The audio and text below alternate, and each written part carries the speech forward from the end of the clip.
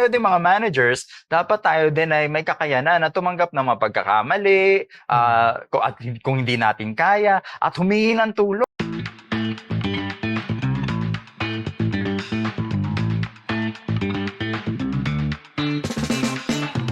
So, ngayon naman, let's go to, yan, at the start, di ba, when you have a one-on-one, you have to build rapport, obviously.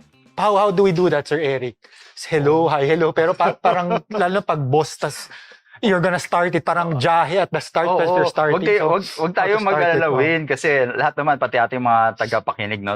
Lahat naman sa umpisa, medyo jahe, medyo awkward, and we just have to accept that, no? Kung hindi pa tayo sanay talaga, then we just have to contend with the awkwardness that comes with the newness, no? So dapat we have to be comfortable with that, no? But once we have kaya nga tayo may agenda, di ba? That helps us in easing the conversation and the transitions between one item to the other.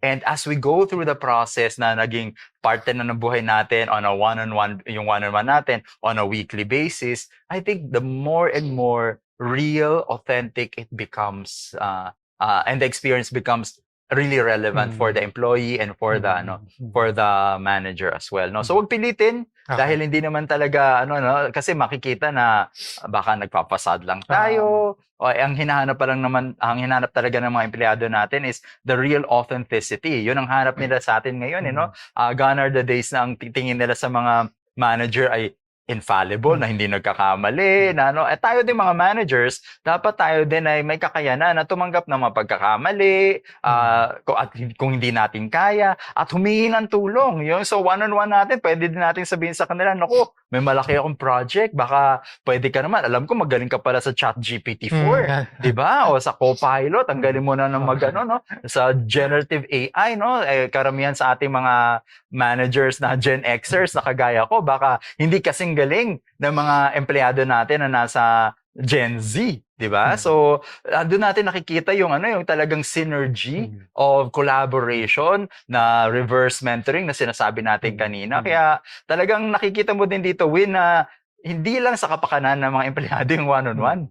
Kapakanan din ng mga managers na kasi tayo dapat hindi din tayo tumitigil ng ng pag-grow natin as individuals and skills Kasi Win, alam mo sa bilis ng panahon ngayon, yung akala nating kagalingan natin na mga nakaraang taon, baka hindi na natin madala kasi iba na yung galawan, iba na yung kalakaran, iba na yung environment, iba na yung mga platforms. So we have to also double up as well in terms of transforming our own capabilities, and one of them is actually immersing ourselves with Gen Zs, mga new generations natin, and they bring fresh perspectives, fresh ideas na hindi naman porke sinabi na yun ang gagawin natin. At least it challenges our frame of mind, and actually through those frictions would emerge the real best solution for everyone.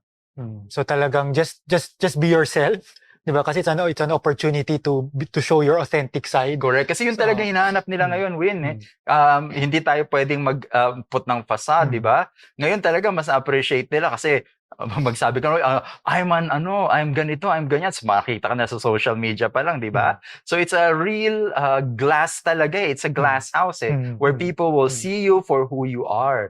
And sometimes kung mag-behave ka na ibang-iba doon sa gusto mong i-project, meron dyan, videoan lang no? So, kaya talaga authenticity talagang very important. And of course, yung authenticity na yan ay sumasalamin lang sa integrity na talagang hinahanap sa lahat ng managers and leaders. Alright, sige. So talagang integrity, authenticity, yan yung mga kailangan makita sa atin ng mga subordinates or followers natin. At saka, Win, pwede ka naman magsabi na, pasensya ka na, hindi rin ako sanay sa ganito, pero kailangan nating simulan to. Sa tulong mo din, hopefully, mas magiging smooth ang transition natin to make this a discipline and a way of life natin. So, yan, pagpapakita din ng authenticity kasi you don't have to show something na magaling ka na hindi naman talaga, di ba? So, kung para kayong awkward, let's go through that together and we can learn together through the process. Sige.